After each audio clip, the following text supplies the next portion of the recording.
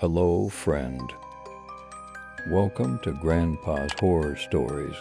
Don't forget to like, subscribe, and comment your own stories.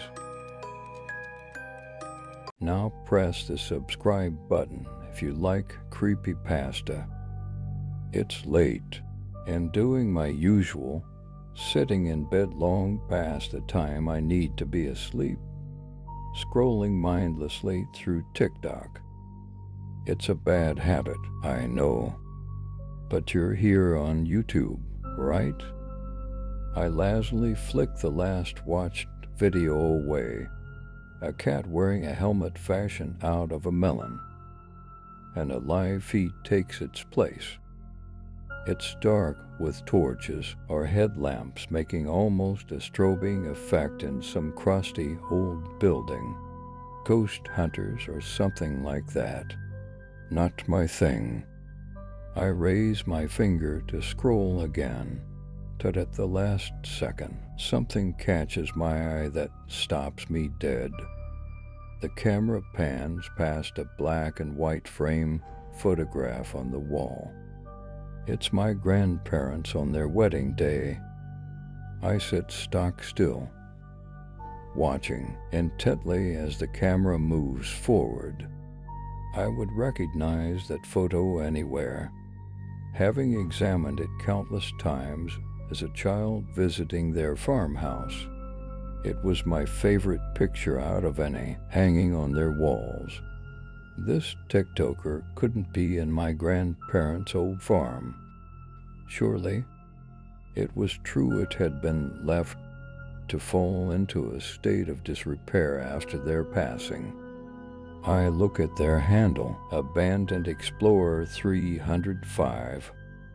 I make a mental note to click on their page and see where else they have been, but for now cannot bring myself to look away from this feed, in case it disappears forever. They move further into the living room. A leather armchair, well worn in its day, but now the cushions were sunken in and the fabric torn beyond repair. The fireplace, exposed stone, and an enormous oak mantel, once the impressive focal point of the room, now warped and cracked. The lucky horseshoes that had hung from it litter the hearth, dull and lifeless. They had always been pried a place over the fire, polished and would glint in the firelight of an evening. The person holding the camera is speaking. It hardly noticed as I was so wrapped up in a cloud and outrage at this space being invaded. There's so many horseshoes around here, he was saying. They're over door thresholds. There was one laid into the kitchen floor, and these ones look like they used to hang over the fireplace. Now I know this is a farm, and they probably did have horses, but they are just everywhere.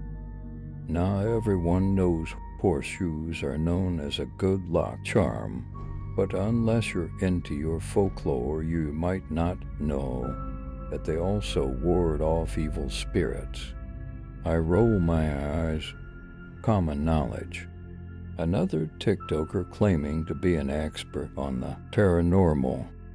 His observation does set off a small prickle on the back of my neck, though. There were a lot of horseshoes at the farm. I tuck that bit of knowledge away for future reference. Many years ago, they had horses, but since the advent of modern tractors and farming methods, they were not needed, and neither Granny nor Grandpa had any great love for horses that I was aware of. Granny had always been a tad superstitious, though. Horseshoes, lucky heather for leaf clovers, that sort of thing. For the most part, I loved going to stay at Granny and Grandpa's when I was small.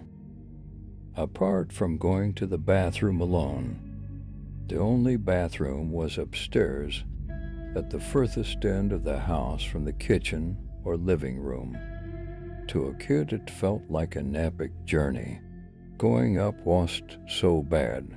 Once the door from the living room shut, you would find yourself in the cool, quiet passageway, all sounds of life muffled by the thick wood.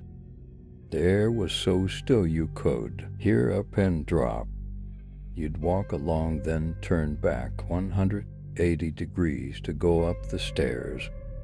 The upstairs landing was split onto levels, so you'd step down onto the back landing, then take a right to get to the bathroom. It was going back down that was the problem, since I was old enough to go to the bathroom unaccompanied. Once I turned that corner and got to the top of the stairs, a feeling would hit like an icy finger in the small of your back. Run. I would run down the stairs and back to the kitchen as quickly as my little legs could carry me. More than that, it was imperative that at no point did I turn and look back up at that landing. Bad things would happen if I looked back. As a child, I couldn't really express these feelings, but now, as I remember it, it felt like a creeping black mass seeping out of the walls of that back landing, coalescing, and all it would take to give it a corporeal form would be a terrified look back from a fleeing child. Then I would heave open the wooden door, and it felt like all the colors suddenly seeped back into the world, the warmth and noise of a busy family home flooding my senses. Like pressing play and the film restarts where it left off. In the live camera feed, they approach that solid oak door. It's hanging on one hinge, slightly ajar and swaying almost imperceptibly.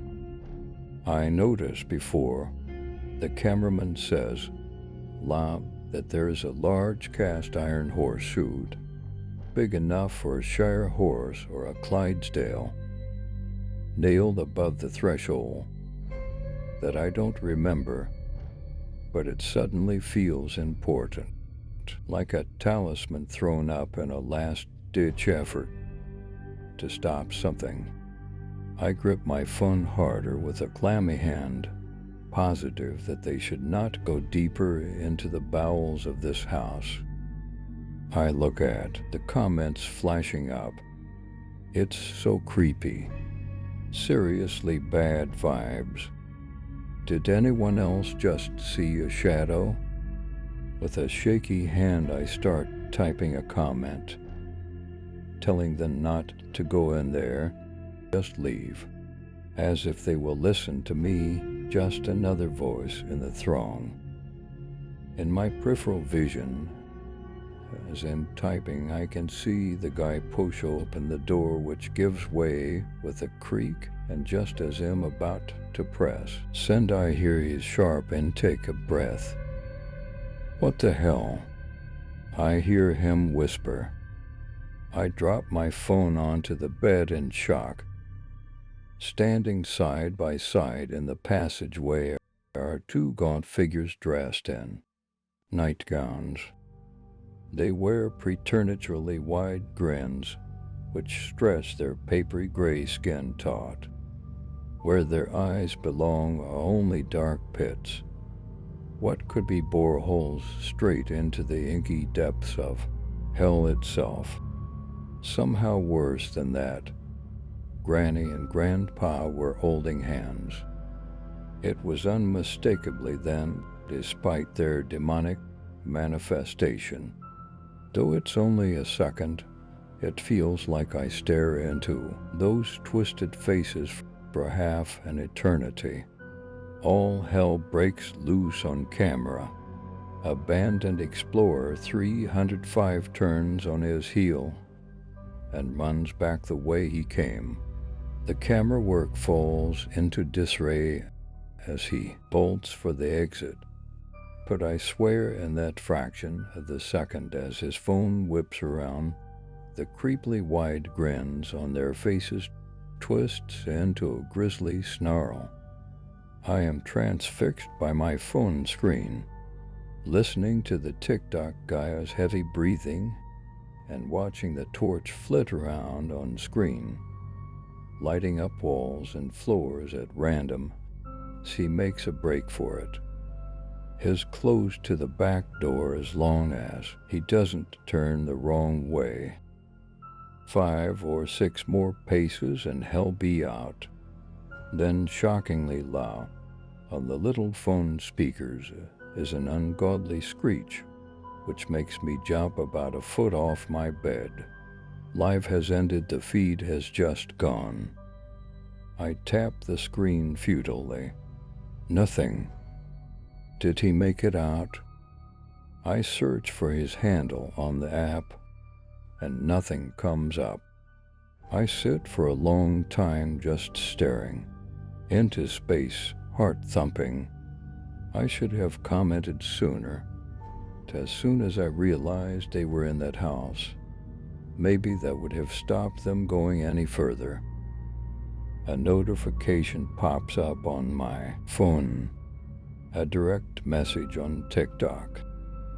Strangely, there's no account name with the message. Come to us, very direct. No ambiguity there. I sigh and reach for a notebook from my bedside table to cross the latest attempt off the list. Communication with the undead via the internet is a new development. An extra deep grave didn't do the trick. Rocks in their mouths, black salt. Holy water from lords, a stake through the heart. Nothing keeps these restless souls in their grave for long. We don't know if it's the land itself, a curse upon the family, or something else. Did they see that black thing I was so afraid of as a kid? Was that the reason or a symptom? I glanced down the list of things yet to try. Next up, decapitation of the corpses. I don't relish the thought of that one. I fire off a quick text to my brother. Trouble at mill, that's the code. Code, forget your shovel. We're off to dig up our old granny and grandpa again to see if we can finally get them to rest in peace like you're supposed to. The problem is, each time we try to end this and fail, every time they come back, they are more changed than before. The last time they climbed out of that grave, they looked like themselves, only dead. Upsetting, but to be expected. The nightmarish figures I have seen tonight were a world away from that. I worry we are giving them power, feeding them somehow, but we can't just let them roam free, especially when other people get caught in the crossfire. I think this is going to require some outside help.